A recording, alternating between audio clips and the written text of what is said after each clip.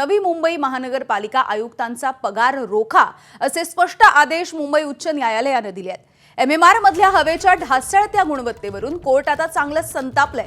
आदेश देऊनही आयुक्तांकडून वैयक्तिक प्रतिज्ञापत्र सादरच करण्यात आलेलं नाहीये। आयुक्तांवरती न्यायालयाच्या आदेशांचं उल्लंघन केल्याचा ठपका देखील आता कोर्टाने ठेवलाय।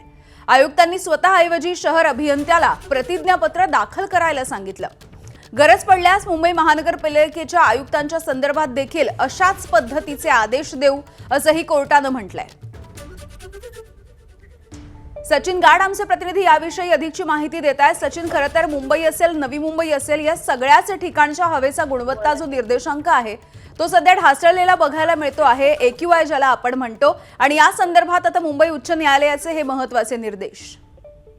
नक्कीच यावेळी आपण बघतोय की आता मुंबई आणि MMR मध्ये जी हवेची गुणवत्ता सातत्याने ढासळते त्या विरोधात आता मुंबई उच्च न्यायालयाने कारवाईचा बडगा उचललेला आहे। नवी मुंबई पालिका आयुक्तांचा पगारच हे मुंबई उच्च न्यायालयाने रोखलेला आहे। त्यांना खरं तर मुंबई उच्च न्यायालयाने वैयक्तिक प्रतिज्ञापत्र सादर करण्याचे आदेश दिलेले होते, मात्र त्यांनी तसं न करता ते शहर अभियंत्याला करायला लावलं आणि त्यावर मुंबई उच्च न्यायालयाने संताप व्यक्त करत त्यांचा पगार रोखलेला आहे। एवढंच नाही तर मुंबई पालिकेला देखील त्यांनी बजावलेलं आहे की तुमचा पगार का रोखण्यात येऊ नये, कारण आपण बघतोय की सातत्याने याची सुनावणी मुंबई उच्च न्यायालयात सुरू आहे। मात्र मुंबई महापालिकेने हवेची गुणवत्ता सुधारण्याबाबत काही ठोस उपाययोजना केल्या नाहीत असं कोर्टाचं निरीक्षण आहे आणि त्या संदर्भात आता मुंबई उच्च न्यायालय देखील पालिकेला देखील मुंबई उच्च न्यायालयाने तंबी दिलेली आहे। पुन्हा 3 तासांनी सुनावणी ठेवण्यात आली आणि तेव्हा मुंबई महापालिकेला उत्तर द्यावं लागणार आहे। शामिनी, अगदी सचिन, धन्यवाद माहितीसाठी। वेळोवेळी अपडेट्स जाणून घेऊ।